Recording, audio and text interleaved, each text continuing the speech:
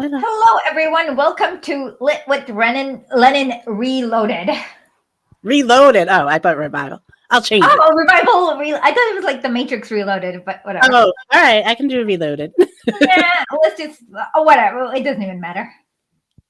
So we thought of now going through it systematically and chronologically because before what we do is we pick like what's trending. And then, like, for example, if like some sort of tax cut is trending, then we'd read the article where Lenin was making fun of the American tax system. He shows how like workers pay 71% taxes and the bourgeoisie capitalists paid 0.04% taxes or something ridiculous like that. But now I think we should get like a more chronological and deeper understanding. And this is because I spent some time with the Bocci Fund Academy, which we aired an interview with Professor Popov last year. And that's how they did it. And they have very deep knowledge. So I thought that would be good. So this is 1893. Serfdom had been abolished in 1861, but not really. So if we read the history of the CPSU Bolsheviks, there's something very interesting. Let me just quickly read one paragraph. Even after serfdom had been abolished, the landlords continued to oppress the peasants. The process of emancipation, they robbed the peasants by enclosing, cutting off considerable portions of the land previously used by peasants. These cut-off portions of land were called by the peasant Atrieski cuts. The peasants were compelled to pay about lots of rubles to the landlords as redemption price for their emancipation.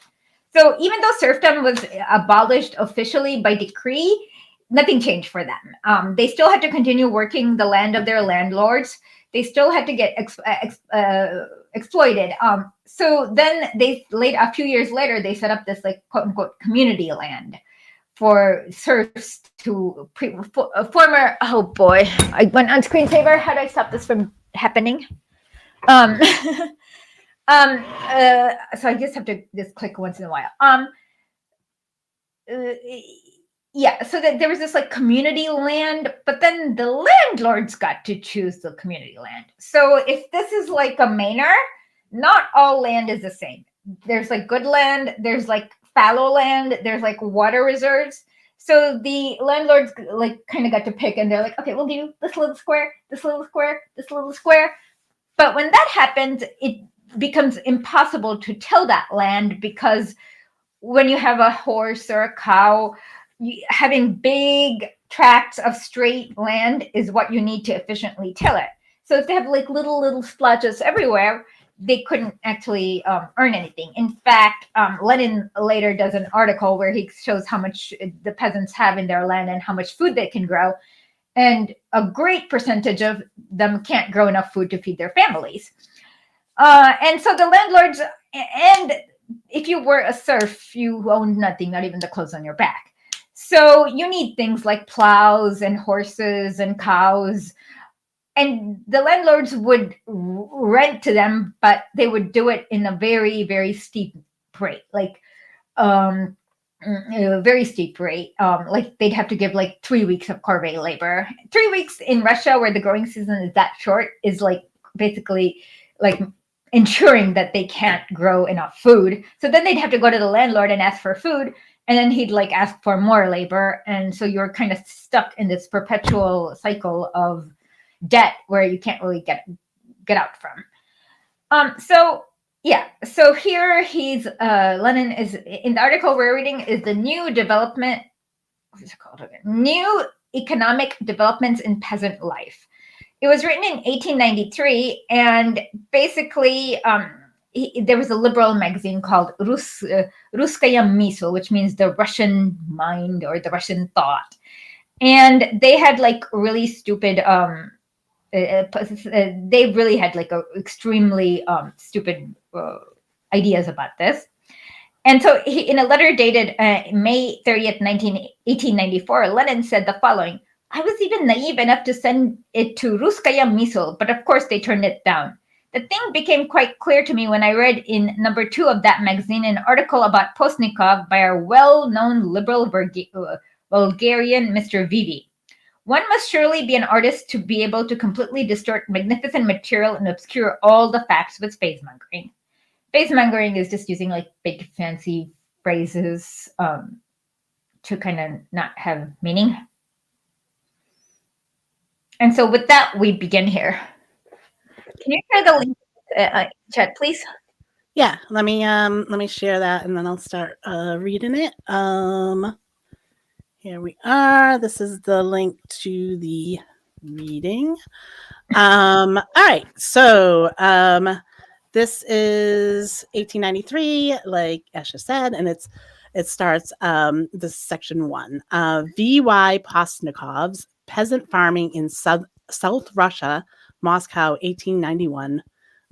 Which appeared 2 years ago, is an extremely detailed and thorough description of peasant farming in the Taurida, Kherson, and I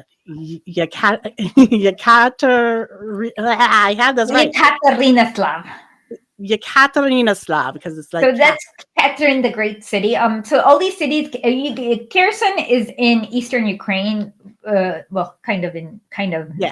It probably will be in Russia soon.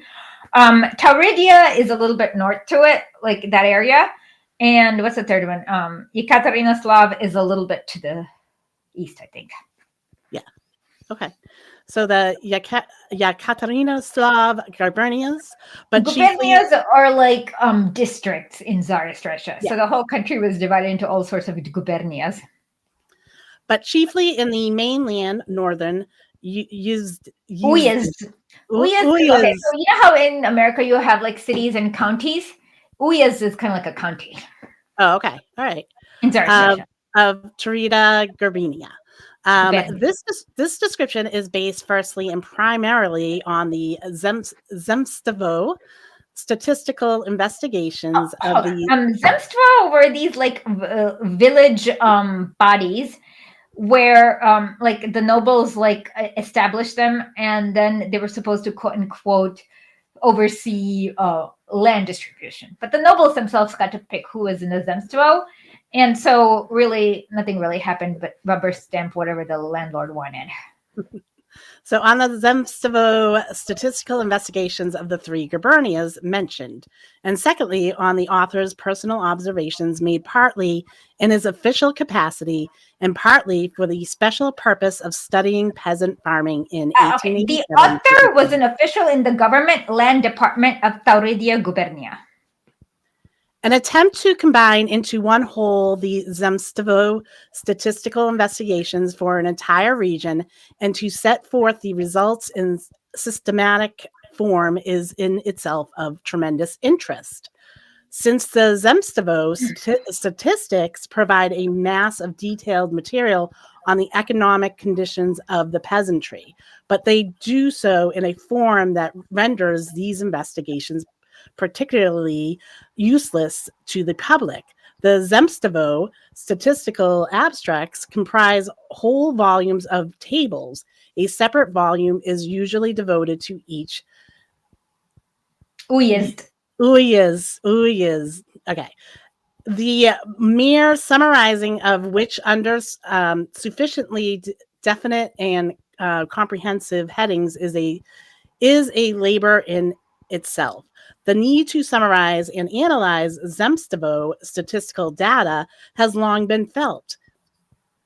It is for this purpose that the publication of the results of Zemstvo statistical investigations was recently undertaken. The plan of this publication is as follows. A particular question related to peasant farming is taken, and a special investigation is carried out, bringing together all the data on this question contained in the Zemstvo statistics. Data are brought together relating to the Black Earth south of Russia and to the Black Earth is basically what is now known as Ukraine, because they call it Black Earth because it was the land was naturally very, very fertile. Like they didn't need to put fertilizer; they just threw seeds, things grew. Okay, and to the non-Black Earth in the north, to the exclusively agricultural gubernias, and to the gubernias where there are handicraft industries. The 2 published volumes of results have been compiled according to this plan. The first is devoted to the peasant community, VV. The second to the peasant rentings of non-allotment land. Okay, so non-allotment land is the land that actually belongs to the landlord. So remember, the allotment land is in like little splatters everywhere because the landlord wanted to keep the best land. Then he would rent to the peasant his quote unquote land at extremely usurious rates, and the peasant basically had no choice but to accept it because he's a peasant who doesn't know how to read or write, has no power, just the lowest of low in the social structure.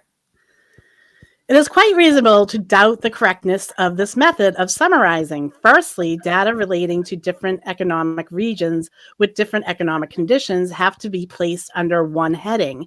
The separate characterization of each region involves tremendous difficulties due to the incompleteness of the Zemstvo investigations and the omission of many ooyes.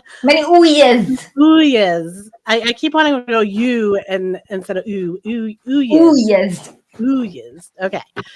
These difficulties were already evident in the second volume of Results. Karyshev's attempt to assign the data contained in the Zemstvo statistics to define regions was unsuccessful. Definite. Secondly, it is quite impossible to give a separate description for one aspect of peasant farming without touching on others. The particular question has to be artificially abstracted, and the completeness of the picture is lost.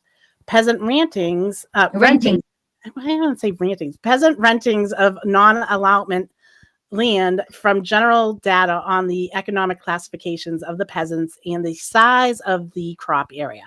They are regarded only as part of peasant farming, whereas actually they are often a special method of private landowner farming. That is why a summary of Zemstvo statistical data for a given region where the economic conditions are uniform would, I think, be preferable. While expressing in passing my views on a more correct way of summarizing Zemstvo statistical investigations, views to which I am led to by comparing the results with Postnikov's book, I must, however, make the reservation that Postnikov did not, in fact, aim at summarizing materials. He pushes the figures into the background and concentrates his attention on a full and clear description.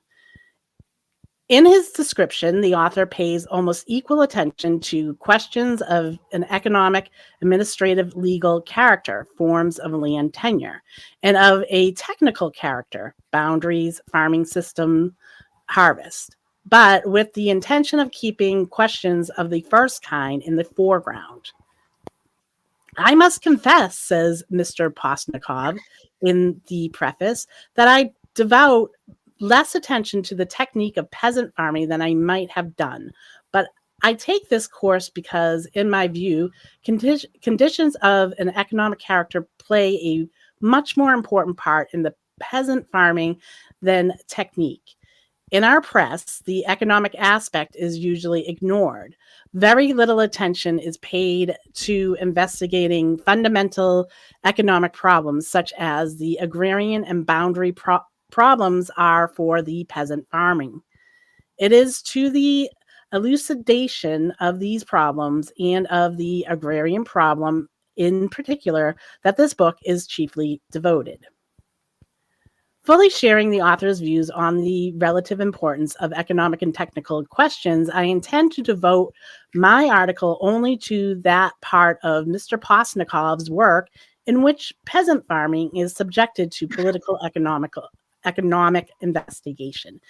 In his preface, the author defines the main points of the investigation as follows.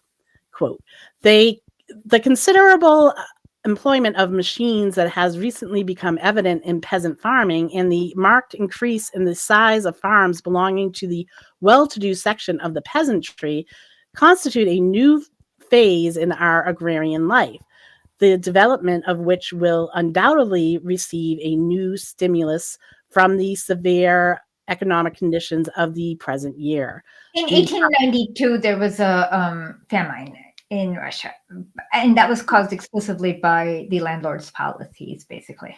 The productivity of peasant labor and the working capacity of the family rise considerably with the increase in the size of the farm and the employment of machines, a point hitherto overlooked in defining the area that a peasant family can cultivate.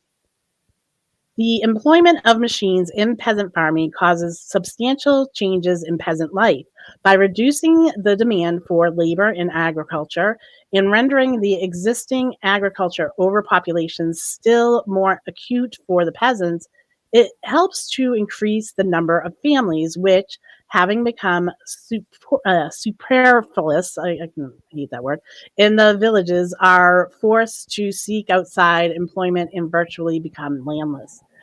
At the same time, the introduction of large machines in peasant farming raises the peasant's living standard, even under the prevailing methods and extensive character of agriculture, to a level hitherto undreamt of. Therein lies the guarantee of the strength of the new economic developments in peasant life, to draw attention to the elucidate it, and to elucidate these developments among the peasantry of South Russia is the immediate purpose of this book. Unquote. Before proceeding to outline what, in the opinion of our author, these new economic developments are, I must make two reservations. Firstly, it has been said above that Postnikov provides data for Kirsan Yekaterinoslav. I like saying that word. And Tarita gubernias. Data in sufficient detail are given only for the latter gubernia. However, and they not. And then not for the whole of it, the author gives no data for the Crimea, where the economic conditions are somewhat different, and confines himself exclusively to the three northern mainland uyezds of Tarita, Gubernia, Berdyansk, Melitopol, and Dnieper. And Dnieper. Yeah, uyezds. I shall confine myself to the data for these three uyezds. Secondly, in addition to Russians, Tarita gubernia is inhabited by Germans and Bulgarians, whose numbers, however, are small compared with the Russian population. In Dnieper uyezd, there are 113 households of German colonists out of 19,586 households in the uyezds, i.e., only 0.6% in Melitopol uyezds. There are 2,159 German and Bulgarian households out of 34,978, i.e., 6.1%. Lastly, in Berdyansk uyezd, 7,224 households out of 28,794, i.e., 25%. Taken together in all the three uyezds, the colonists account for 9,496 households out of 83,358, i.e., about one ninth. I'm sorry. Consequently, the number of colonists is, on the whole, very small, and in the Dnieper uyezd is quite insignificant. The author describes the colonist farming in detail, always separating it from that of the Russians. All these descriptions I omit, confining myself exclusively to the farming of the Russian peasants. True, the figures given combine the Russians and the Germans, but owing to the small number of the latter, their addition cannot change the general picture. So that it is quite permissible on the basis of these data to describe Russian peasant farming, the Russian population of Tarita gubernia, who have settled in this region during the past 30 years, different from the peasantry of the other Russian gubernias, only by their greater affluence. Community land tenure in these areas is, in the words of our author, typical and stable. In a word, if the colonists are omitted, peasant farming in Taurida gubernia does not differ fundamentally from the general type of Russian peasant farming. Yeah. So basically, as I explained, being completely exploited and so on. Yeah, and so there seems to be like a small number of people from other countries farming in that area. Mm-hmm. All right, you want to go on to 2? Yeah, we should. Okay, so part 2. Let me just take a sip for a second. I take a what? A sip. Of water. Okay. All Let's right. see if there's anything interesting in the comment section that I try to avoid. Uh-oh. Do No, I need to... No, it's just that I get distracted easily by the comments. I know, I do too. But when I do these things, I can't pay attention. So sorry. Okay, I think this channel would benefit from inviting Alexander on the Marx Engels Lenin Institute to talk about Lenin, Trotsky, and politics. Sure, too many. Missed you both. I missed you a lot too. Yeah, we'll look into that. Yes, we will. Okay. At the present time, says Postnikov, a South Russian village of any size, and the same can probably be said of most localities in Russia, presents such a variegated picture as regards the economic status of the various groups of its inhabitants, that it is very difficult to speak of the living standard of separate villages as single units, Obviously. or because to in all villages there were basically landlords and really, really poor peasants who had nothing. or to depict this standard in average figures. Such average figures indicate certain general conditions that determine the economic life of the peasantry, but they do not give any idea of the great diversity of economic phenomena that actually exists. And that's because there wasn't really a great diversity of economic phenomenon. It was just landlords exploiting peasants. Oh, look, Cobra's here. Hello, Cobra. We missed you. A little further on, Postnikov expresses himself still more definitely. The diversity in economic level, he says, makes it extremely difficult to settle the question of the general prosperity of the population. People who make a cursory tour through the large villages of Taurida gubernia usually draw the conclusion that the local peasants are very prosperous. They're not. But can a village be called prosperous when half its peasants are rich while the other half live in permanent poverty? It's like 90-10. This sounds very familiar, though. And by what criteria is the relatively greater or lesser prosperity of a particular village to be determined? Obviously, average figures characterizing the condition of the population of a whole village or district are here insufficient to draw conclusions as to the prosperity of the peasants. This latter may be judged only from the sum total of many facts by dividing the population into groups. One might think that there is nothing new in this statement of the differentiation of the peasantry. It is referred to in practicality every work dealing with peasant farming in general. But the point is that, as a rule, when mentioned is made of the fact, no significance is attached to it, it being regarded as unimportant or even incidental. It is deemed possible to speak of a type of peasant farming, the type being defined by average figures.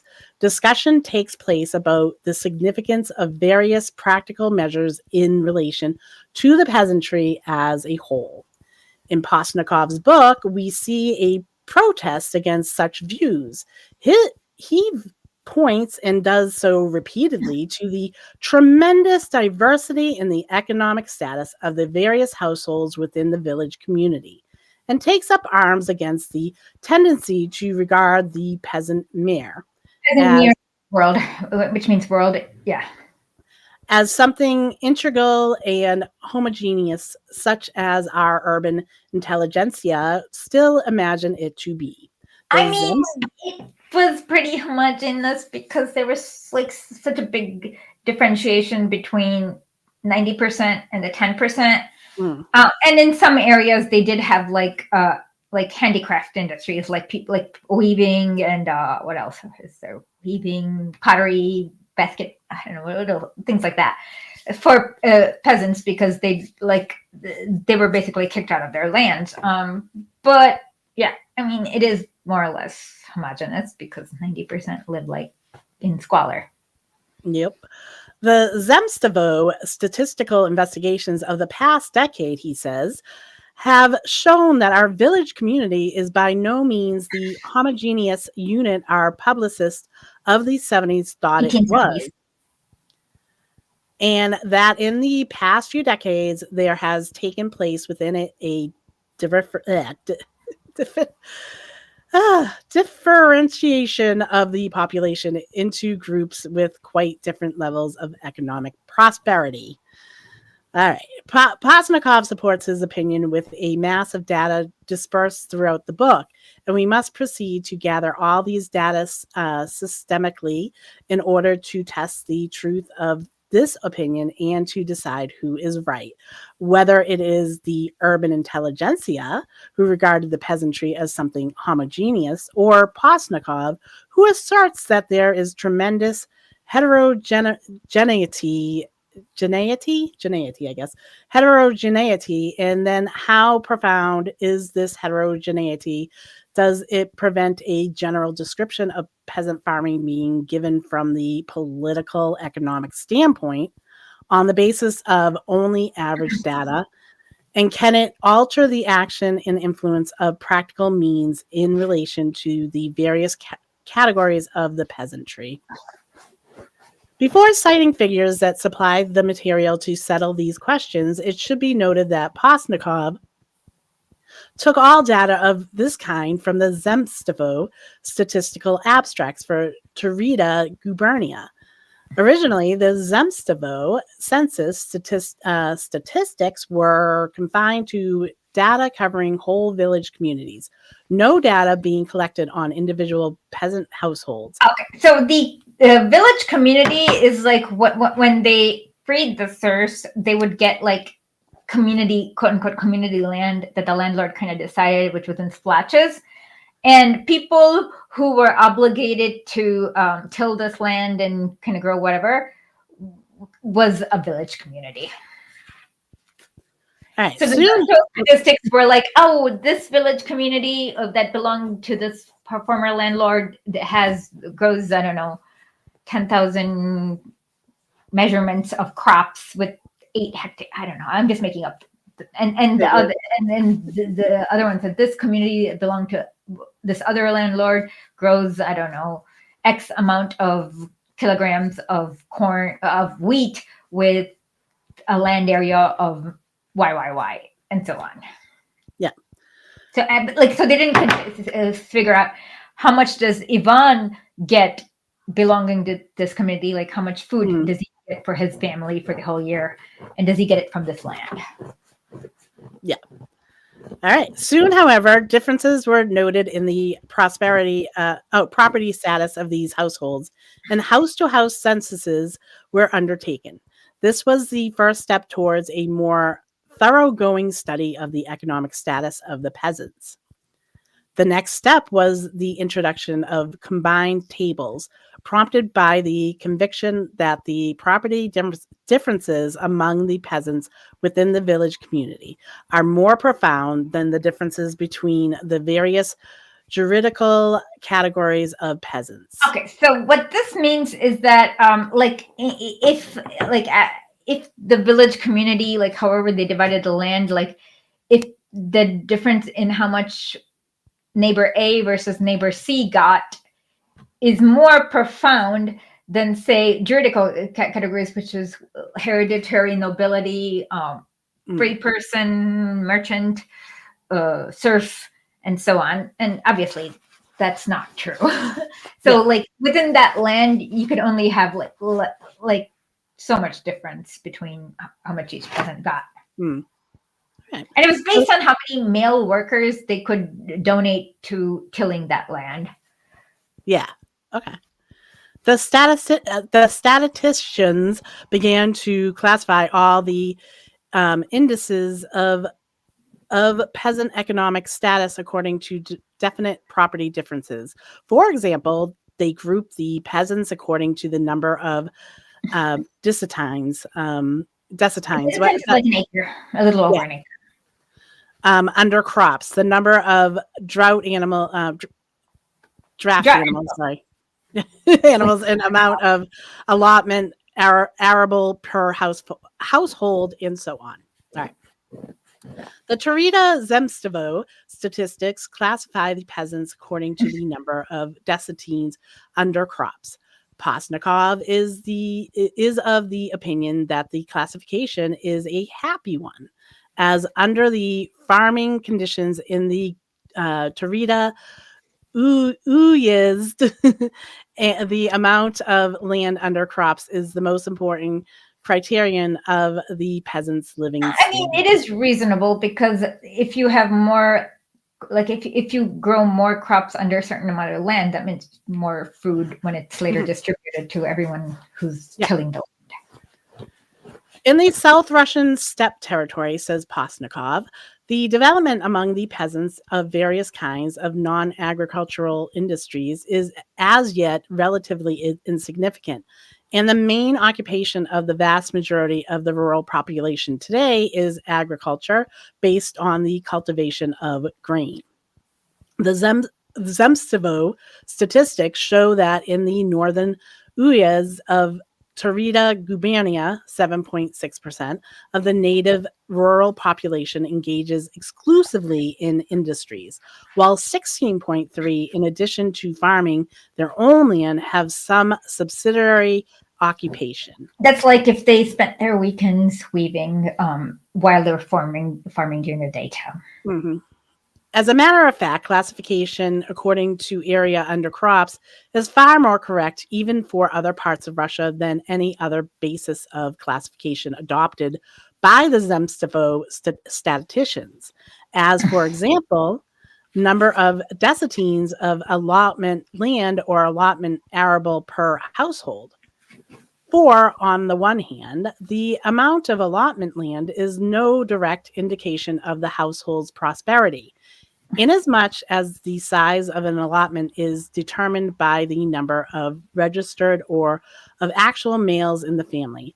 Yeah, so if you have more allotment land, but then you have 7 sons instead of 3 sons, it doesn't mean you're better off because if you have to feed 7 people, 8 or 9 people, it's much harder. So yeah, he's right. Yeah, equality, no, equity amongst the households instead of equality, right? Yeah. So Anne is only indirectly dependent on the peasant's prosperity, and because lastly, the peasant possibly does not use his allotment land and leases it to others, and when he has no implements, he cannot use it. And that's where the kulaks come in. They would rent implements like plows and horses for like exorbitant number. Like that was like in the early days of the U.S. I was just reading in Parenti there was so many people that did own land, but they couldn't work it. They didn't have the animals. That's exactly. I mean, in Russia, anyone can have infinite. I mean, there's so much land here. Like anyone can have infinite land.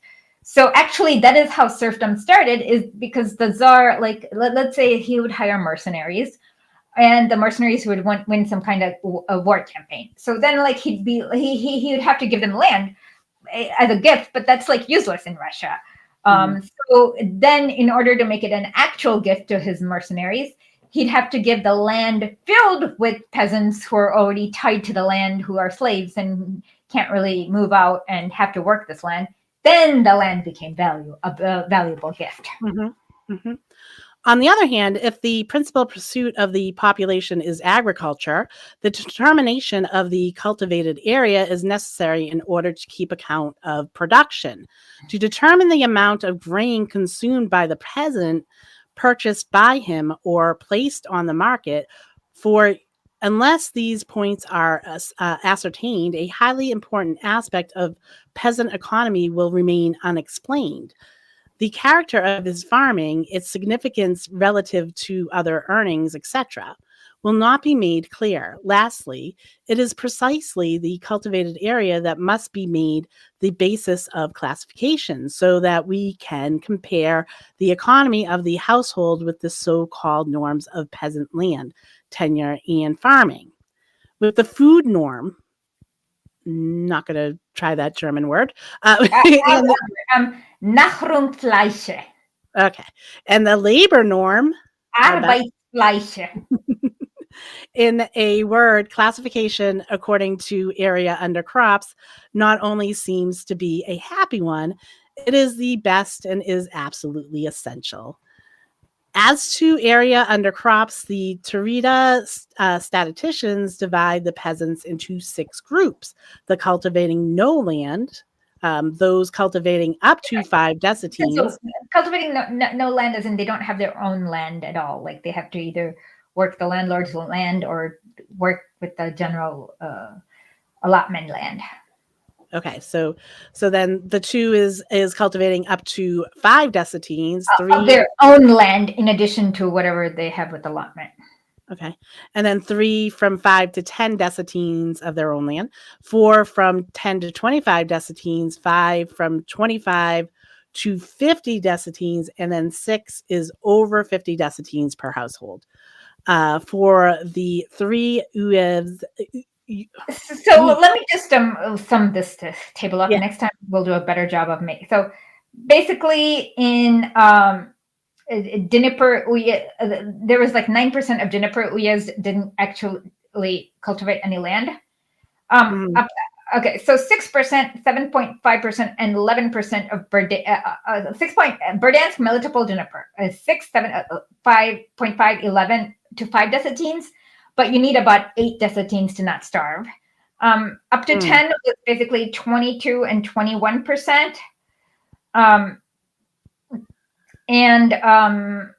So the first group, the second group had about 3.5% of the total land in those areas. The second group had about 68%. The third group had 16.4%, and the fourth group had 34.5%, and the last group had 75% of the land. So basically, you had but their population was like 3 and 4. So 7% of the people owned 75% of the land. Yeah. Yeah, sounds about right. The general proportions, these percentages are given for the whole population, including Germans. The Germans made like such a small population, it doesn't even matter. Undergo little change if we omit the Germans. Thus, the author reckons that of the households in the Tarita uyezd, 40% cultivated small areas up to 10 decetines, 40% medium from 10 to 25 decetines, and 20% large areas. If the Germans are excluded, the latter figure is reduced to 16.7%, i.e. in all 3.3 less, and correspondingly increases the number of households with small cultivated area. Okay. Hold on, let me just quickly no, go ahead. I will summarize the next chart. And so next time we'll have cute infographics. Yeah, we'll do that. We'll go through the charts and stuff. And we'll determine infographics next time. Yeah. To determine the degree to which these groups differ, let us begin with land tenure and land usage. Postnikov gives the following table in the combined totals of the 3 categories of land mentioned in it were not calculated by him. Do you want to talk about the table or? Yeah, let me do it. Okay. So basically, so there's like allotment land, which was like these splotches of land that the landlord gave to the entire peasant community. Purchased land is obviously land that they bought from the peasants, somehow bought from the landlord. Rented land is land that belongs to the landlord, but the peasants rented it. And basically, this is really interesting because for the landlords who rented their land, they didn't have any incentive to have people grow more crops or less crops or whatever. So they actually ended up causing famines later. And And so what you find is that so 7.5. So what you basically find is that only like basically much of the allotment land was kept by the rich and not actually distributed to the villagers. And the rich tended to have more tended to have big rented land and lots of purchased land. Yeah. And so what the peasants had were basically nothing. Mm-hmm. These figures show, says Postnikov, that the more affluent group of peasants in the Tarita Uyezd not only have large allotments, which may be due to the large sizes of their families, no, but I mean, you're not going to get 50 acres. Like, how many children do you need to have to get like 50? That's BS. It's because they were given, they were already privileged by the time fake emancipation happened, and they just kind of the rich getting richer. Yeah, that sounds like, you know, how they hide all the facts of why people are rich. They were self-made, or they like it's just funny. Like just hiding the rich, like they were just it's okay. They deserve this. So usually, like I researched how people became billionaires. About 50% is Nazi collaboration, 50% is being rich. But are at the same time the largest purchases of the largest renters of land. Obviously, rich people tend to purchase more land. I mean, if you don't even have the clothes, you can't buy that much land. Bill Gates owns 1% of farmland in the United States. That's pretty great. And the Queen of England owns 10% in England. Oh, true. It seems to me that in his connection, every time I have to say something bad about the United States or a billionaire here, Asha has to one up me with something from England because because I'm Indian, so I have to have that anti-English. They colonized us, and they stole $47 trillion. They stole the Kohinoor diamond, bastard. Mm-hmm. And then they have the audacity to hide their history. She's not done. Okay. It seems to me that in this connection, we need only say that the increase in the amount of allotted land as we proceed from the bottom group to the top cannot be explained entirely by the larger size of families. Postnikov gives the following table showing the family compositions by groups for the three uyezds. And what you see is that they're not that much larger than each other, I guess. Yeah, they're pretty similar. The rich people is slightly larger, but that's probably because you can afford to have more children when you have lots of land and lots of money. And your children actually survive more. Yeah, because you can actually feed them. Yeah. The table shows that the amount of allotment land per household increases from the bottom group to the top much more rapidly than the number of persons of both sexes and the number of working members. Let us illustrate this by taking 100 as the figure for the bottom group of Dnipro Uyezd.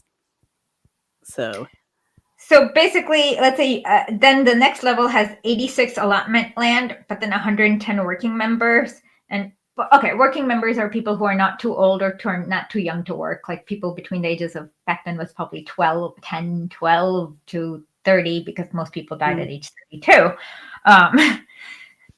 in the bottom group. So then in the top group, you have 272 of allotment land, 230 working members, and 219 of both sexes. Mm-hmm. It is clear that what determines the size of the allotment, apart from the composition of the family, is the prosperity of the household. As I said, how rich you are. Thank you, Lenin. Examining the data for the amount of purchased land in the various groups, we see that the purchasers of the land are almost exclusively the top groups, with over 25 descatines under crops, and chiefly the very big cultivators. Sorry, my phone was ringing. cultivators, those with 75 desatines under crops per household. Hence, the data for purchased land fully collaborated Postnikov's opinion regarding the differences between the peasant groups. The type of information as that given by the author on page 147, for example, where he says that the peasants of the Cherita Uyevs purchased, I'm not getting better at saying that word. I don't know why I purchased Uyezd. Uyezd. Right. Yeah. I have it and then I don't have it. Uyezd purchased purchased 96,146 desatines of land. Does but not that's basically what's the percentage of the population? That is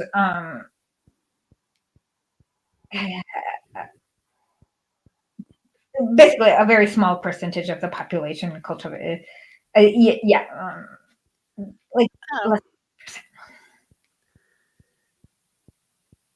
Techloid Tech gave you $10. Thank you so much. That's so sweet. Can you show it? I'm showing it. Oh, that's so sweet. Thank you so much. I'm so glad you're back and we're all back. Unless I have to go to the war zone, I will continue this.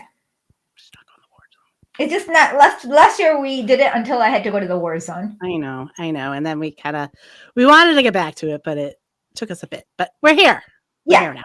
So I will continue to go to the war zone.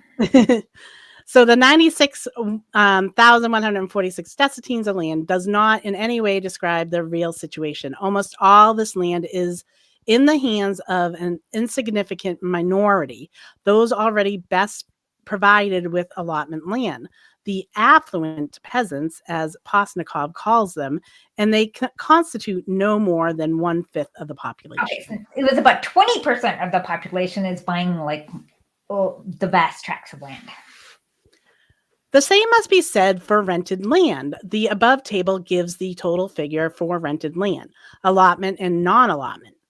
It appears that the area of rented land grows quite regularly the greater the prosperity of the peasants, and that consequently the better supplied the peasant is with land, the more he rents, thus depriving the poorer groups of the land they need.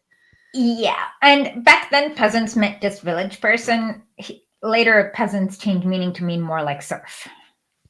Yeah. It should be noted that this phenomenon is common to the whole of Russia. Professor Karashev, summarizing the facts of peasant non-allotment rentings throughout Russia, wherever Zemstovo statistical investigations are available, formulates the general law that the amount of rented land depends directly on the renter's degree of affluence. That's obvious. Postnikov, incidentally, cites even more detailed figures about the distribution of rented land, non-allotment and allotment together, which I give here. So it's another table. Basically, 78% of the renting households are very, very wealthy. And they rent a lot of land per household, and they get it at the cheapest price. So if you're if you have less than 5 desatines of land, you're going to pay about 11 rubles per desatine. But if you have 25 to 50 desatines of land, you're just paying 4 rubles and 20 kopecks for the same land. Okay.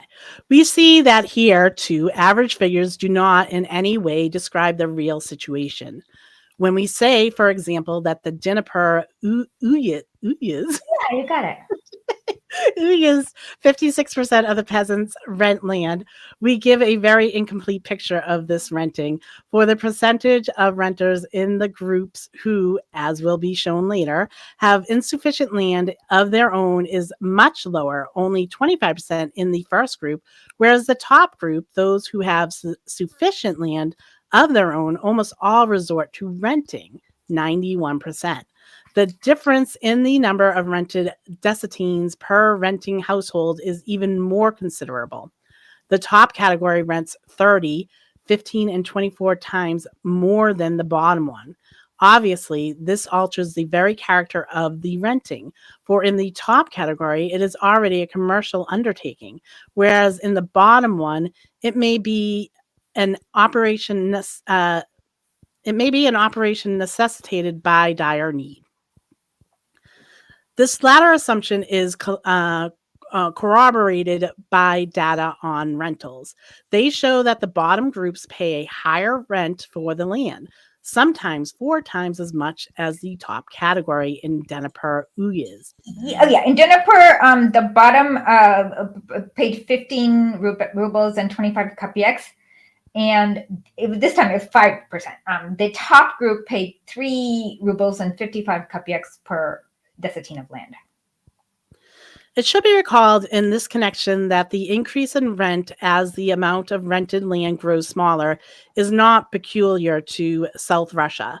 Karashev's work shows the general applicability of this law. Quote, land in the Tarita Uyevs, says Postnikov with regard to these data, is rented chiefly by the well-to-do peasants who have enough allotment land and land of their own. This should be said in particular of the renting of non-allotment land, i.e. of privately owned and government land, situated at greater distances from the villages. Actually, this is quite natural to be able to rent distant land. The peasant must have sufficient draft animals, whereas the less prosperous peasants in these areas have not enough even to cultivate their allotment land. It should not be thought that this distribution of rented land is due to its being rented by individuals. There is no difference at all where the land is rented by the community, and for the simple reason that the land is distributed on the same principle, that is, according to where the money lies. Do you want to talk on that? Or no? Okay. According to the Registers of Administration of State Property, says Postnikov, in 1890, out of 133,852 desatines of government land leased on contract in the 3 Uyevs, 84,756 desatines of good land, or about 63% of the total area, were used by peasant communities. But the land rented by the peasant communities was used by a comparatively small number of householders, mostly well-to-do at that. The Zemstvo house-to-house census makes this fact quite clear. Thus concludes Postnikov, in Dnieper Uyezd, that more than half of all the rented arable in Bryansk Uyezd, over 2/3, and in Melitopol Uyezd. These are all like Ukraine, like Berdansk is in eastern. These are all everything east of the Dnieper River. Okay, all right. We're mostly government. Back then, like they would call everything west of the Dnieper River Mala Russia, which means Little Russia. Everything east would be Nova Russia, which means New Russia, and then Belarus would be called Bely Russia, which means White Russia. All right. All right, over 2/3, and in the Melitopol. It's not that far from Mariupol, which I've been to last year. Uyezd, where mostly government land is rented. Even more than 4/5 of the rented land was in the hands of the group of well-to-do peasants. On the other hand, the group of poor peasants cultivating up to 10 desatines of arable held in all the Uyezds a total of 1,938 desatines, or about 4% of the rented land. The author then cites many examples of the uneven distribution of community rented land, but there is no need to quote them here. No need. As to Postnikov's conclusion about the amount of rented land being dependent upon the degree of prosperity of the renter, it is highly interesting to note the opposite view of the Zemstvo statisticians. Postnikov placed an article on Zemstvo statistical work in Tarita, Kherson, and Yekaterinoslav Katarinaslav. I like saying that word. I do, but my brain wants to say it differently. Gubernias. At the beginning of his book, yet among other things, he examines the Tarita Gubernia Handbook, published by the Tarita Zemstvo in 1889, in which the entire investigation was briefly summarized. Analyzing the section of the book which deals with renting, Posnikov says, quote, in our land-abundant southern and eastern gubernias, the Zemstvo statistics have revealed that a fairly substantial proportion of well-to-do peasants, in addition to having considerable allotments of their own, rent fairly large amounts of land on the side. Farming farming is here conducted not only to satisfy the requirements of the family itself, but also to obtain some surplus and income with which to improve buildings, acquire machines, and buy additional land. This is quite a natural desire, and there is nothing reprehensible about it, for in itself contains no elements of kulakism. Of course, that's not true, because who is farming the land? Not the Kulak.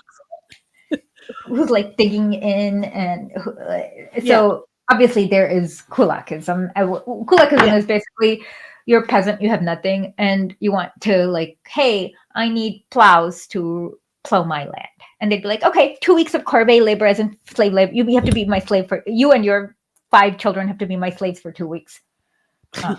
Yeah, pretty much. And that's the kulakism. Yes. So the kulak itself, themselves are doing none of the work. They are. Right. A kulak means fist. So it's like they're extracting the juice out of the peasants. Oh, I did not know that. That is interesting. Thank you. There are no elements which shows them like literally extract. Oh, all right. Okay. There are no elements of kulakism here. It is true, but there undoubtedly are elements of exploitation. By renting land far in excess of their requirements, the prosperous peasants deprive the poor of land needed for their subsistence. Exactly. So then when they don't have enough land for subsistence, they have to work for the prosperous ones, and they're not getting paid that much, if anything. They're just being paid crops to live. What else? Basically that. Just barely enough to live and be able to come back to work for them to make more money for them. Exactly. By enlarging their farms, they need extra hands and resort to hiring labor. But some of the Zemstvo statisticians, evidently regarding such manifestations in peasant life as something illegitimate, try to belittle their importance and to prove that it is chiefly the need for food that drives the peasant to rent land. And in that, even if the well-to-do peasants do rent a great deal of land, these renters constitute a percentage that decreases steadily as the size of the allotment increases. Of course they want fucking food. Then they're going to sell it to the poor people at exorbitant rates. To prove this point, Mr. Warner, the compiler of the handbook, grouped together according to the size of their allotments the peasant families of the entire Tarita gubernia, who had 1 to 2 working members and 2 or 3 draft animals.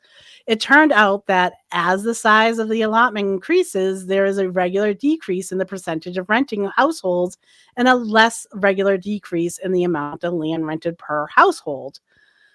Posnikov quite rightly says that this method is not conclusive at all, since a section of the peasants, only those possessing 2 or 3 draft animals, has been selected arbitrarily. There are the well-to-do ones, like the big latifundas that have 30 to 50 cows and horses. Yeah.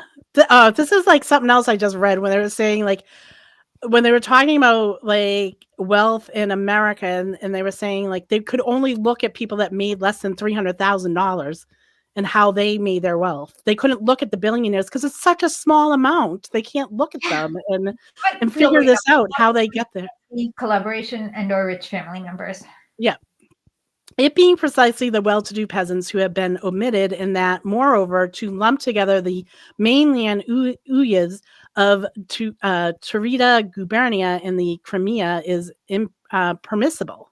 since the conditions of renting in those two areas are not identical.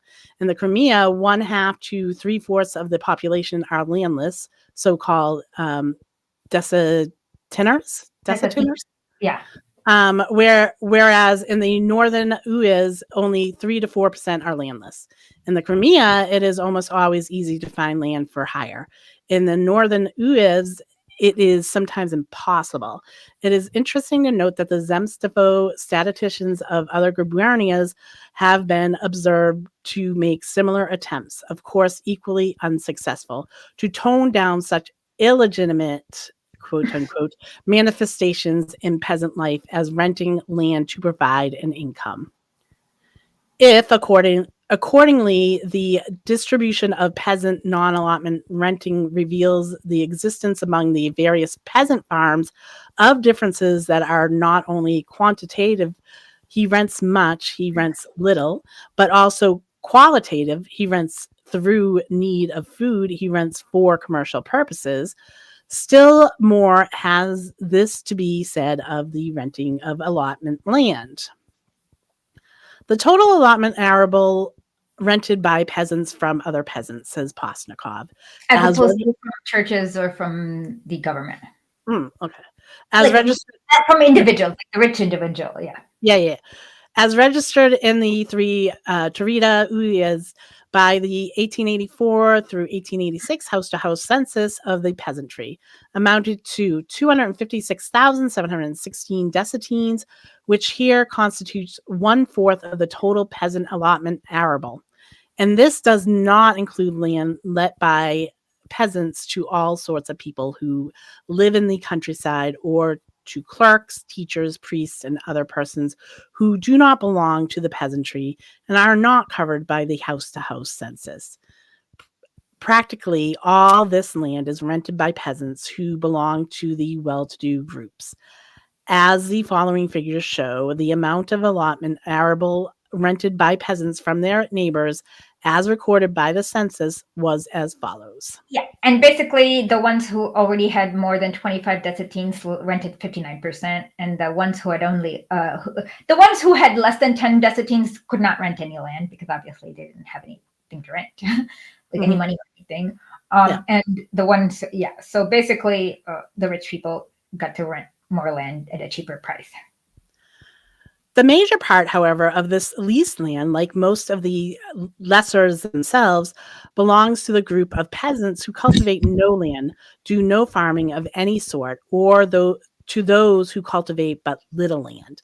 Thus, a considerable number of the peasants of the Tarita Uyas, approximately 1/3 of the total population, do not exploit their whole allotment.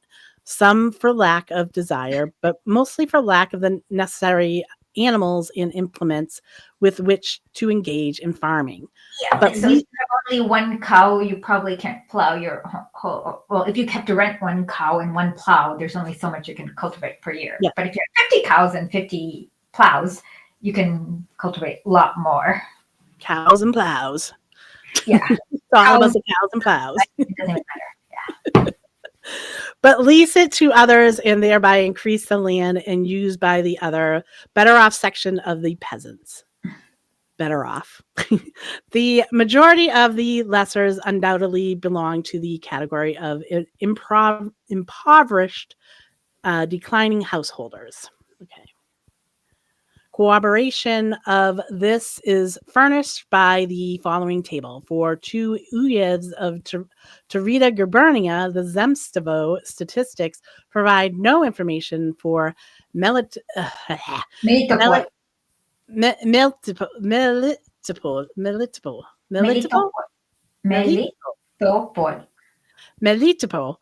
Uyez, which shows the proportion of householders who lease their allotments to others and the percentage of allotment arable leased by them. So I guess people with little splatters of land know that there's no use tending them. There's no use. So they'll be like, sure, if somebody wants to rent it. So yeah.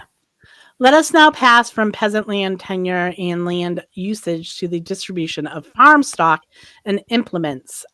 Posnikov gives the following data for all three uyas together on the number of draft animals possessed by the group. So basically, 80% possess no draft animals, 80% of the households. That's people with no land, obviously. And then the one with a little bit of land have about 2.4% of all the draft. So the draft animals here are oxen and horses. I call them cows, male cows, I guess. And so then the top group owns about, has 30% of all the draft animals, basically. All right, these figures by themselves do not characterize the categories. That will be done below. When we describe the technique of agriculture and classify the peasants according to economic category. Here we shall only mention that the difference between peasant groups with regard to the number of draft animals they own is so profound that we see far more animals in the top groups than can possibly be required for the needs of the family, while the bottom groups have so few, especially draft animals, that independent farming becomes impossible. Yeah, back then, I mean, draft animals, like humans can't possibly like dig enough to like cultivate even an acre. You have to have the draft animals. Like it's essential, basically. Mm-hmm. Similar in every respect are data on the distribution of farm implements. The house-to-house census that register the peasant-owned iron plows and drill plows gives the following figures for the entire population of the Uyas. Okay, so 33% have nothing in Verdansk, 37.8, and basically about 10%, 28%, and 7% have only a drill plow and iron plow. They seem to have more, like 57, 34, and 53%.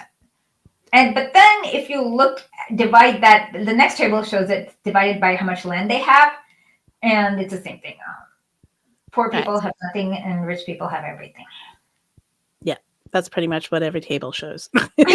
This table shows how very large a group of peasants is unable to carry on independent farming. The situation among the top groups can be seen from the following data on the number of implementations per household in the various groups classified according to area under crops. And if you don't have any instruments, you can't plow your land. It just have to sit and be wasted, or yeah. And that's why many people abandoned their lands and went to work in the factories.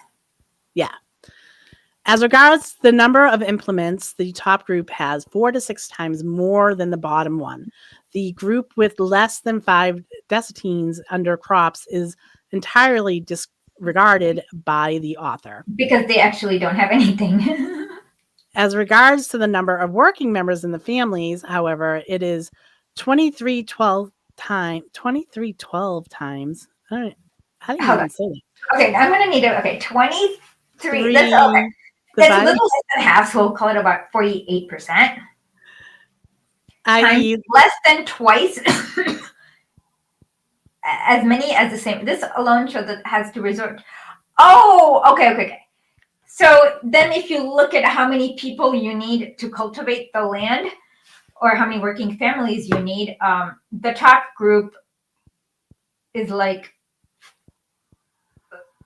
49, like I don't know, 49% more than twice the number, like so let's call it three times as many people than there are in the top group. So then they obviously have to hire slaves or quasi slaves. Yeah. This alone shows that the top group has to resort to the hire of labor, while in the bottom group, half the households are without farm implements.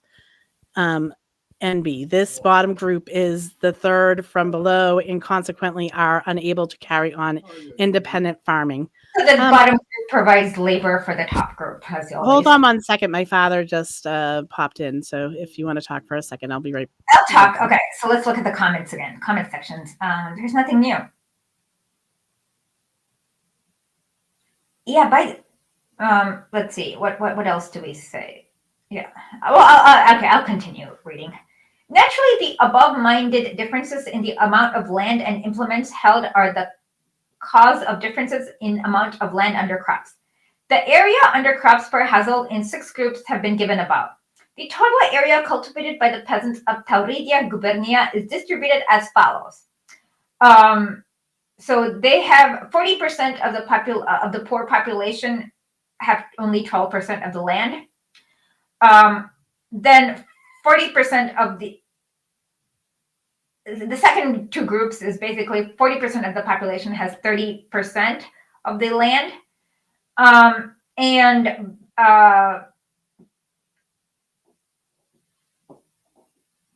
Wait, that doesn't, okay, so the first, okay, 38% by 40.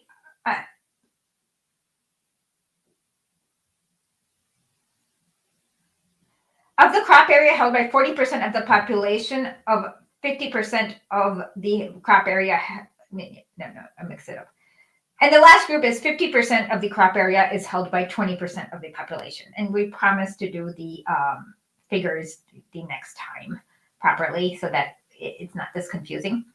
These figures speak for themselves. It should be only added that for a family to live by farming alone, Postnikov estimates a crop. I was wrong. It was not 10. It's 18. 16 to 18 desatines per household is required. And that is basically a really small percentage that have that. So let's move on to the next section. Section 3. Hold on, let me read the notes. What conclusion does the author of this paper draw from the investigations? Wait. So we finished section 2. No, we did not finish section 2. What section? Where am I? Oh, wrong one. Sorry. Now, in the previous chapter, the data showing prosperity status of the different groups of peasants and the size of their farms were summarized. We must now sum up the data indicating the character of the farming of the various groups of peasants and their methods and systems of farming. Let us dwell on Postnikov's proposition that, quote, the productivity of peasant labor and the working capacity of the family rise considerably with the increase in the size of the farm and employment of machines. The author demonstrates this proposition by calculating the number of workers and, we're in section 3 already, workers and draft animals per given area under crops in the different economic groups. In doing so, however, it is impossible to use the data of family composition as the bottom economic groups release part of their working members for outside employment as farm laborers, while the top groups takes laborers into employment. As the Taurido Zemstvo statistics do not give the number of laborers hired or released for hire.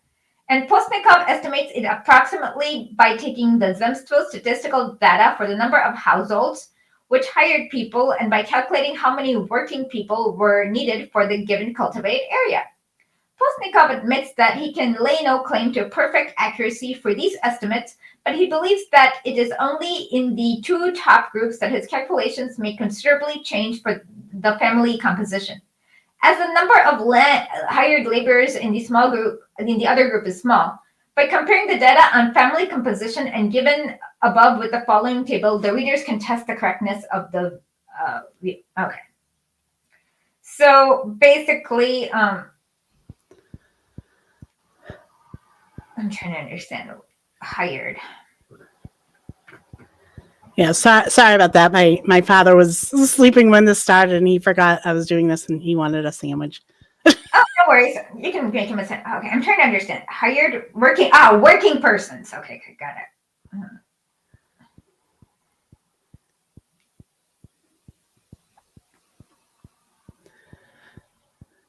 All right. Do you want me to start reading after the table, or you? Yeah. We'll figure out the table for next week. Sorry. Okay. Comparing the last column with the data of the family composition, we see that Postnikov has somewhat understated the number of workers in the bottom and overstated it in the top groups, as his purpose was to prove that the number of workers per given area under crops decreases as the size of the farm increases. Well, that is true because it's kind of like a numbers. Like there's like for if you have long tract of land, you can actually have like fewer workers just plowing through because it's efficient. If you have small tracts of land, you need more workers because you can't really blitz through. As his purpose was to prove that the numbers of the workers per given area under crops decreases as the size of the farm increases, his approximate estimate succeeded in minimizing rather than exaggerating this decrease. Having made this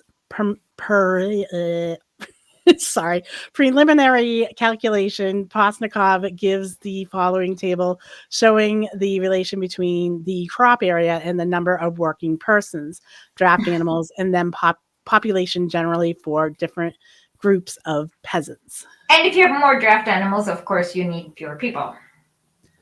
Thus, with the increase in the size of the farm and in the area cultivated by the peasant, the expenditure on the maintenance of labor power, human and animal, that prime item of expenditure in agriculture, progressively decreases, and among the groups that cultivate large areas drops to nearly 1/2 per decennium under crops of what it is among the groups with small cultivated areas. The proposition that the maintenance of working persons and draft animals is the predominant item of expenditure in agriculture is confirmed by the author later when he cites the detailed budget of the Mennonite farm, and the total expenditure, 24.3%, is general expenditure on the farm, 23.6% is expenditure on the draft animals, and 52.1% on working persons. And that's the most variable one because you can always like stiff your peasants, but you can only buy a horse for whatever. Mm-hmm. Poznikov attributes great importance to his conclusion that the productivity of labor increases with the increase in the size of the farm, as is shown from the above quotation taken from his preface.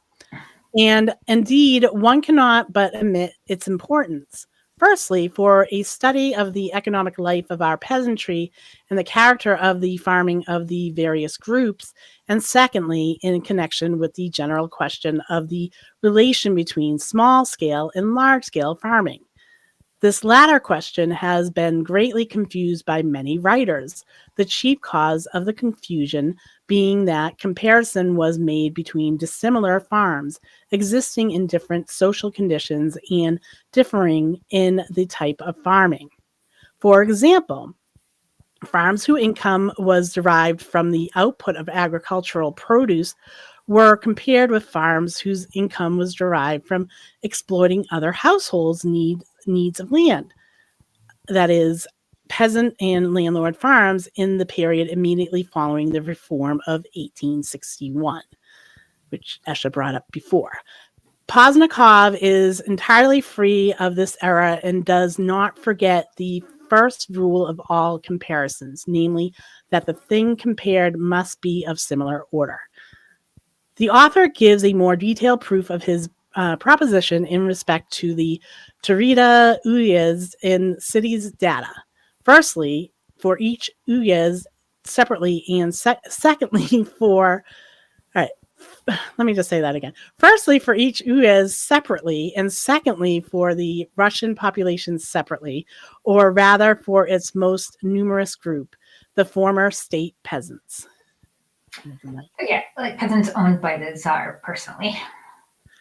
The conclusion reached is the same, that on the small-scale farm, the relative number of draft animals per given crop area is 1.5 times or double the number on the full peasant farm.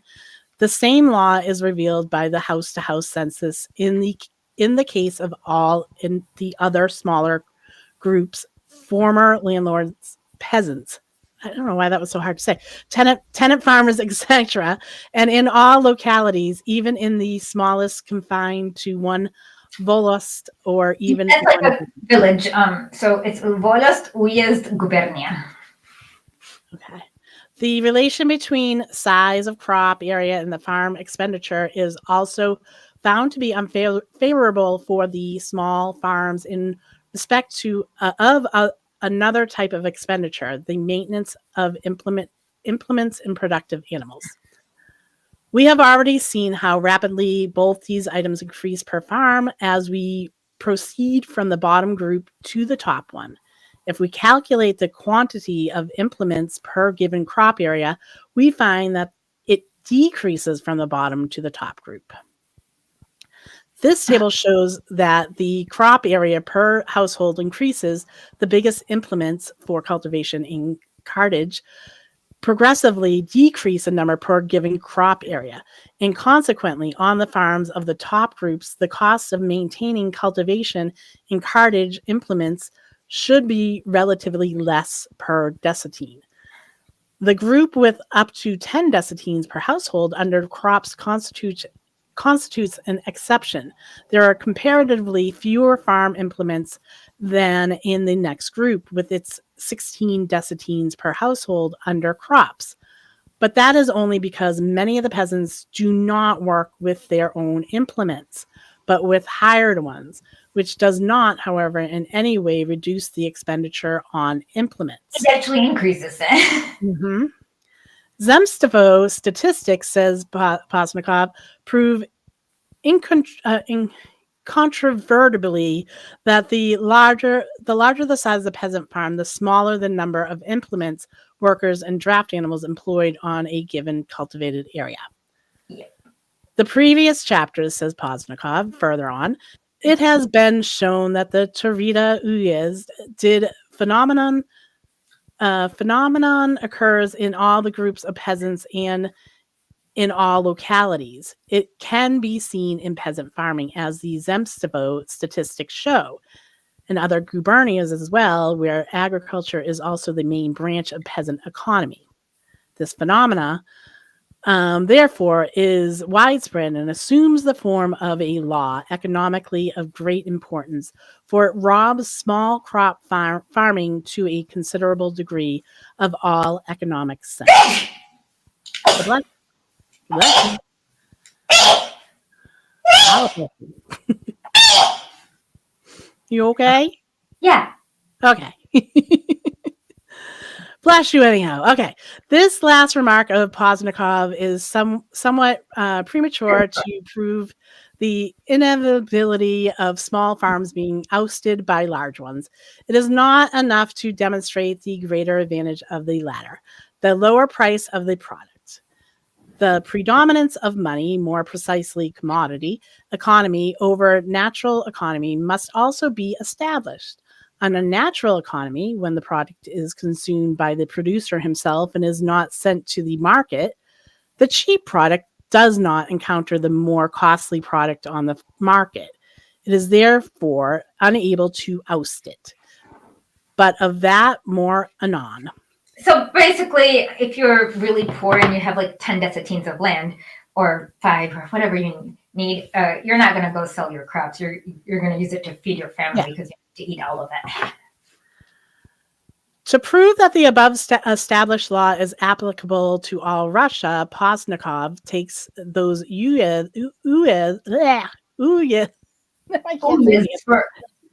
for which the Zemstvo statistics contain a detailed economic cultivated area per pair of draft animals and per working person in the various groups. The conclusion is the same. Where the peasant farm is a small one, the cultivated area has to bear a cost of maintaining labor power 1.5 times to twice as large as when the farm is of a more adequate size. This is true for both Perm and Voronezh gubernias, for both Saratov and Chernigov gubernias. So that Posnikov has undoubtedly proved this law to be applicable to all Russia. Let us now pass to the question of the incomes and expenditures of the different groups of peasant farms in their relation to the market. The territory of every farm that is an independent unit, says Posnikov, consists of the following 4 parts. 1 part produces food for the subsistence of the working family, and of the laborers who live on the farm. This, in the narrow sense, is the food area of the farm. Another part provides fodder for the cattle working on the farm and may be called the fodder area. The third part consists of the farm, yard, roads, ponds, etc., and of that part of the crop area that produces seed. It may be called the farm service area, as it serves the needs of the whole farm without distinction. Lastly, the fourth part produces grain and plants destined, either raw or processed, for sale on the market. This is only for big farms, because small farms do not have that extra commercial. Yeah, I mean, especially under 10 decitines, right? This is No, I think according to Postman, you need 16 decitines to feed your family. okay. All right. So this is the market of commercial area of the farm. The division of the territory into these four parts is determined in each separate farm, not by the crops grown, but by the immediate purpose of their cultivation. The cash income of the farm is determined by the commercial part of its territory, and the latter and the greater the relative value of the produce obtained from it, the greater the demand made by the farmers on the market, and the larger the amount of labor the country can maintain outside of agriculture within the vicinity of its so market. basically, if the large farm produces a lot of surplus food, then you can have people work in factories because they can buy the food. Yeah. The greater, too, is the state, fiscal, and cultural importance of agriculture to the country. And the greater, too, are the net income in the cultivator himself and the resources at his disposal for farm expenses and for improvements. This argument of Posnikov's would be perfectly true if one fairly substantial correction were made. The author speaks of the importance of the farm's commercial area to the country in general, whereas this can obviously be said only of the country where money economy predominates, where the greater part of the produce assumes the form of commodities. To forget this condition, to consider it self-evident, and to omit a precise investigation of how far it is applicable to the given country would be to fall into the era of a vulgar political economy. Yeah, so basically, if you have a lot of individual little farms where people are just feeding themselves, that food is not going to be sold. So you have to have I guess enough of these commercial big land holdings so that people can work in factories and that produce food. Yeah. To single out the market area from the farm as a whole is very important. For the home market, it is by no means the producer's income in general, by which the level of his prosperity is determined. That is significant, but exclusively his income in cash. Oh, actually, this is funny. I was reading this memorial about this village in Tsarist Russia, and so basically the big landlord owned all the land, but then in the nearby town there was this bricklaying factory. He owned that too, and there was another factory I can't remember, but he owned that too. So it's even with the advent of industry, it's the same rich guy owning everything. It's like a company town almost. Yeah, that's exactly what it was. Company, yes. So he owned the farm, the factory. Yeah, exactly. Good analysis. The producer's possession of monetary resources is not determined by his degree of prosperity. The peasant who obtains from his plot of land sufficient produce to satisfy his own requirements fully, but who engages in natural economy, is well off, but his possesses. Hold on, give me 1 second. But he possesses no monetary resources. On the other hand, the half-ruined peasant who obtains from his plot of land only a small part of the grain he needs and who secures the rest, although in a lesser amount and of poorer quality, by casual earnings, is not well off, but possesses monetary resources. It is clear from this that no discussion on the importance to the market of peasant farms and the incomes that yield can be of any value if not based on a calculation of the cash part of the income. In order to determine the size of these 4 parts of the crop area on the farms of the different groups of peasants, Postnikov first estimates the annual consumption of grain, taking the round figure of 2 Six chever- means 4, so 2/4. Why didn't they use 1/2? I know okay, so weird. Okay. So 2 cheverts of grain per head, which I know, means 2. okay. Oh no, okay. According to the note, it also means about 6 bushels. Okay, all right. So like 6 12 bushels bushels. of grain per person.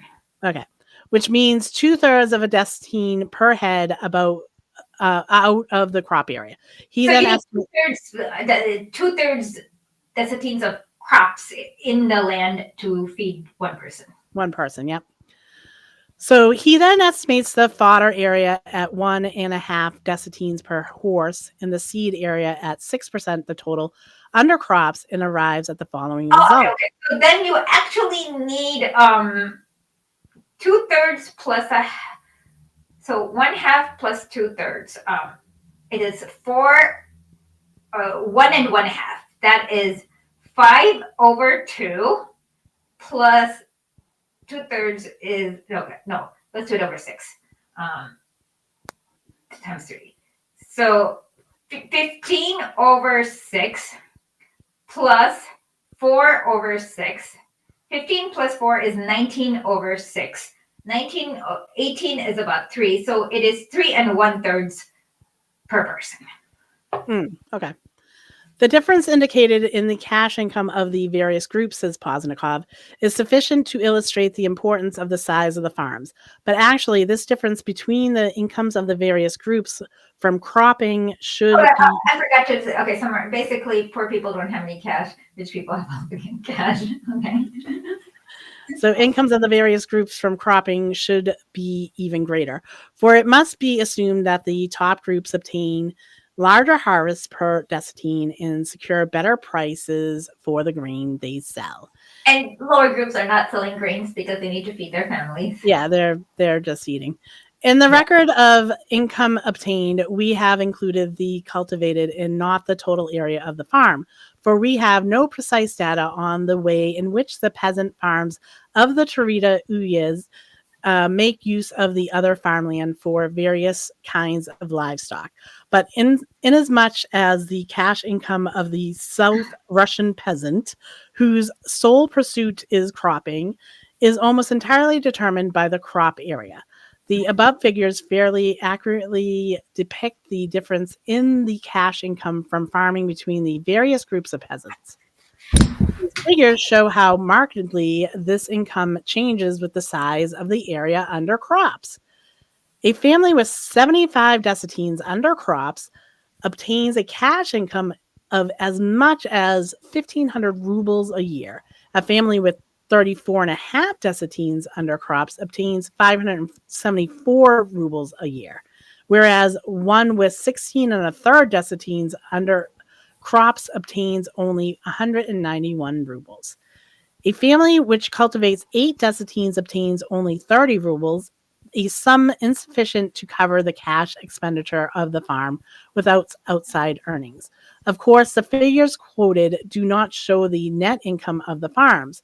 To obtain this, we have to deduct the expenditure of the household on taxes, implements, buildings, the purchase of clothing, footwear, etc. But such expenditure does not increase proportionately as the size of the farm increases. Obviously, like it's not like you're gonna need 100 shoes if you have like an 80-acre farm. Unless you're Marcos and you need a million shoes. No, expenditure on maintaining the family increases in proportion of its size, and the latter, as the table shows, increases far more slowly than the crop area of the various groups. As to total farm expenditure, payment of the land tax and rental, repair of buildings and implements, they, at any rate, do not increase more than proportionately to the size of the farms. whereas the gross cash income from the farm, as the previous table shows, increases in more than direct proportion to the size of the crop area, because you're not eating as much, like you're only eating what you need to eat and you have more to sell. What is more, all these expenses are very small compared with the main item of farm expenditure, the maintenance of labor power.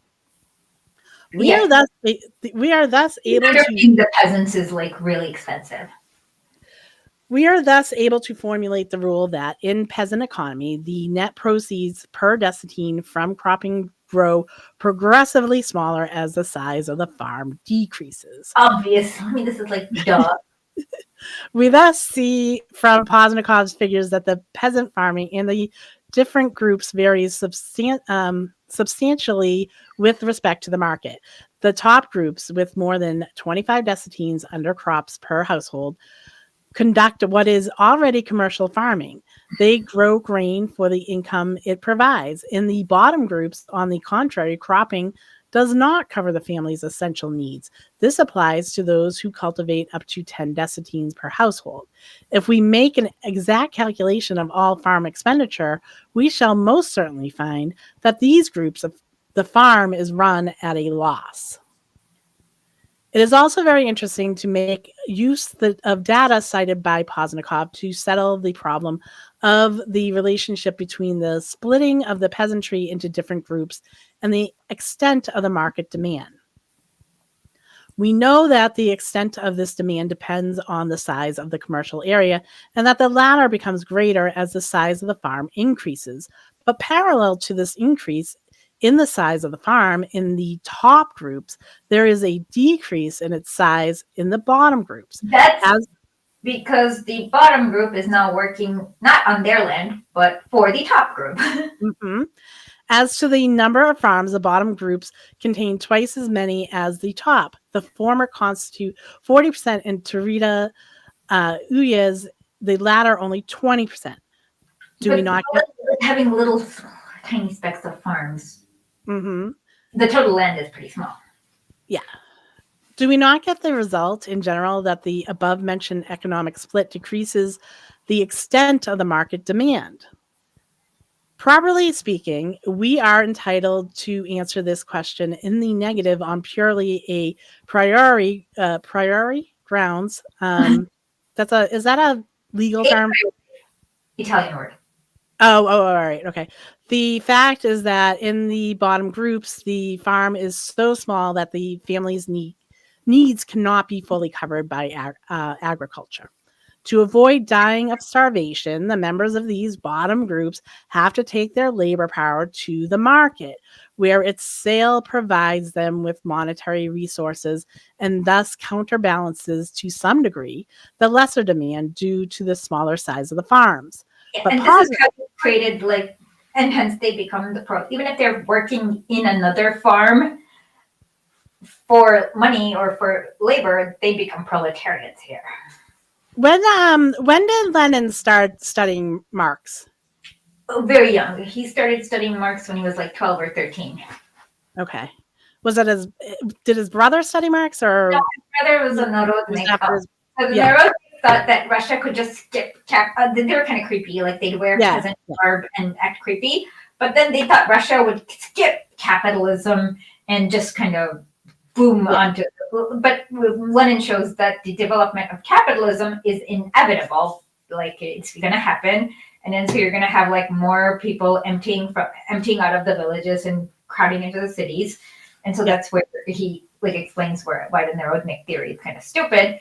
And but his brother was a Narodnik, and he was killed for trying to. They also believed in like revolutionary.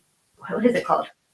Heroic deed. What was it called? It's the propagation of the deed, or the propaganda of the deed. So they killed Tsar Alexander, but that didn't really help because people are not. It doesn't matter who's the Tsar. The fact that there's a role of the Tsar in his cabinet, regardless of which member of the same royal family leads it, will still continue the same trajectory. Yeah, because it's a system thing.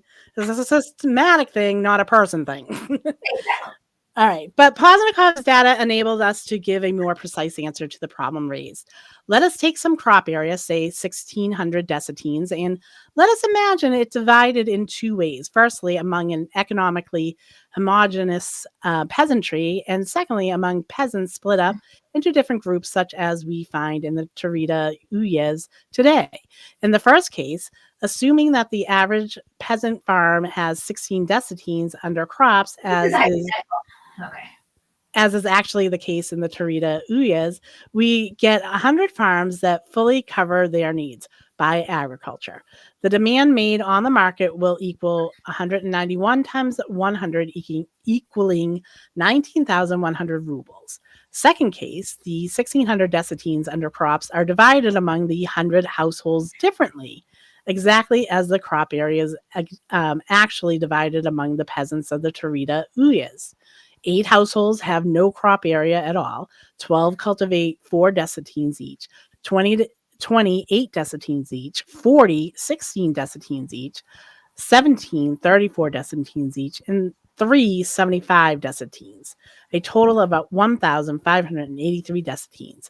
That is, even a little less than 1,600 desitines. With such a distribution, a very considerable section of the peasants, 40%, will not be in a position to derive a sufficient return from their land to cover all their needs. The extent of the monetary demand made on the market, counting only the farms with over 5 desitines under crops per household, will be as follows: 20 times 30 plus 40 times 191 plus 17 times 574 plus 3 times 1,500 equals 21,350 rubles. We thus find that despite the omission of the 20 households, undoubtedly these also have a cash income, but it is not obtained from the sale of their produce. And despite of the reduction of the crop area to 1,535 desitines, the total monetary demand on the market is higher. It has already been said that the peasants of the bottom economic groups are forced to sell their labor power. The members of the top groups, on the contrary, have to buy it, for the workers in their own families are inadequate for the cultivation of their large crop areas. We must now dwell in greater detail on the important fact. Poznikov apparently does not class it under the new economic developments in peasant life. At least he does not mention it in his preface, where he sums up the results of his work. But it is deserving of far more attention than the introduction of machines or the extension of cropping by the well-to-do peasants. I had a thought too when you were saying like, oh, they take on another job, like, oh, weaving or, something like this. A lot of these people probably took on another job of farming. Obviously, the number one job is like working for the rich. Would be the farming, yeah. So they're working on these farms because they can't afford to feed to work on themselves. their own farms. So they're getting very small pittance, and yeah. The more affluent peasantry in the Tarita Uyez, the author says, generally employ hired laborers to the considerable extent and farm an area that far exceeds the working capacity of the families themselves. Thus, in the 3 Uyevs, the percentage of families in all categories of peasant employing hired laborers is as follows. So he has the average being 12.9, but we have the rich people have like 1% of the hired labor. Yeah, have like 64.1. Okay, so they have like, yeah, if you add up all the others, it doesn't even equal what the richest one has. Exactly. These figures show that it is mostly the well-to-do farmers with the larger cultivated areas that employ hired laborers. Comparing the data already given on family composition by groups without hired laborers for the 3 Uyevs separately and with hired laborers for the 3 Uyevs together, we find that by hiring laborers, farmers who sow up from 25 to 50 desitines per household increase the number of hands on their farms by about 1/3, from 1.8 to or 1.9 working persons per family to 2.4.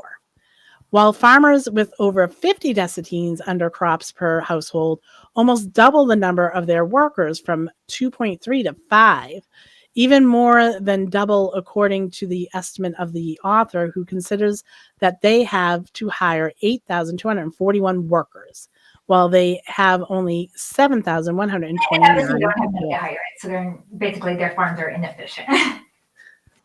That the bottom groups have to release workers on the side in very large numbers is clear from the very fact that cropping cannot provide them with the amount of produce which they need for their own subsistence.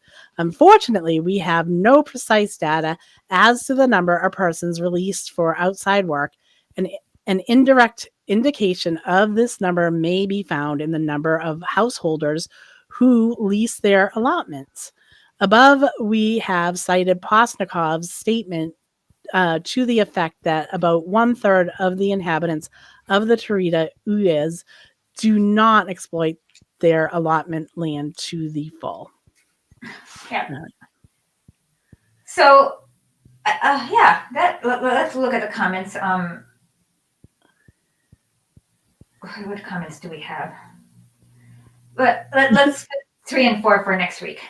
Albert, yeah, but come next time on time, and we're going to be doing it at 12 or 1. What's better for you? I mean, 12 is fine. This was me being goofy and not being able to get into the.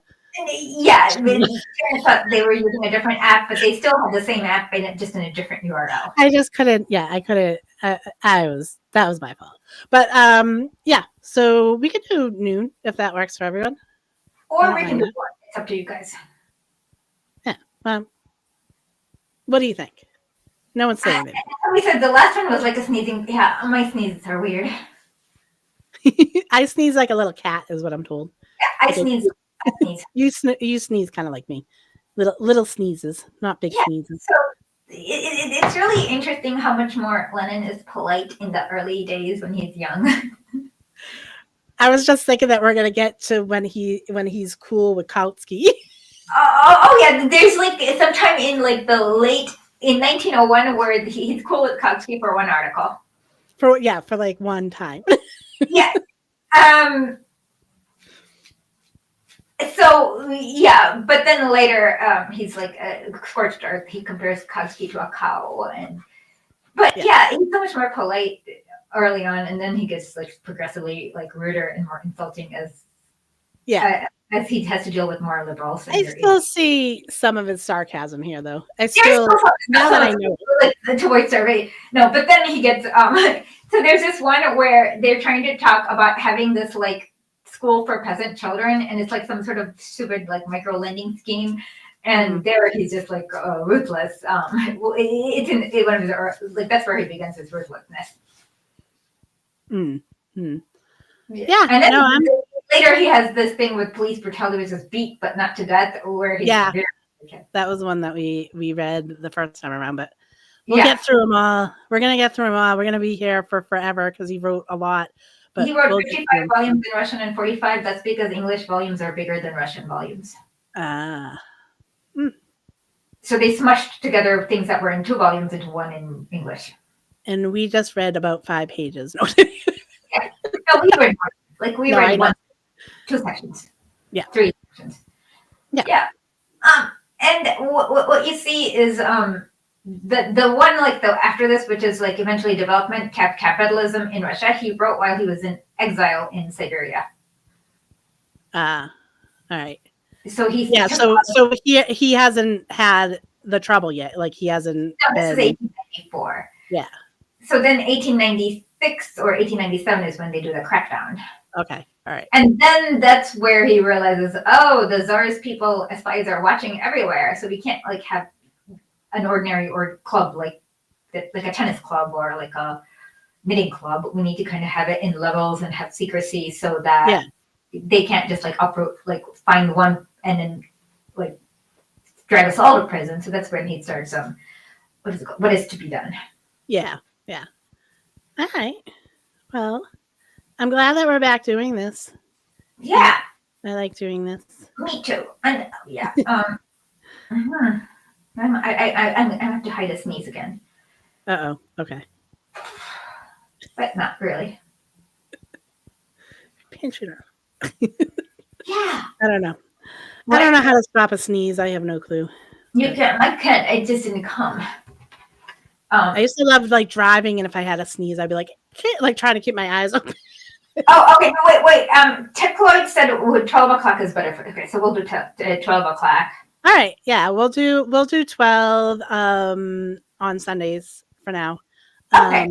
And that works. And we'll make charts better next time. Yes, and because I can go through. I can go. I'm good at After. Yeah, you like doing the charts, so I just have to. I love doing After Effects charts. I just have to go and remind you every once in a while. Yeah, you have to be like ADHD babysitter. But we'll get charts. We'll make it pretty. Yeah, because I really know how to do cool animated charts, like having the circle animate and yeah. Oh, neat. Okay. All right. Okay. With that, whatever. Whatever. With that, whatever.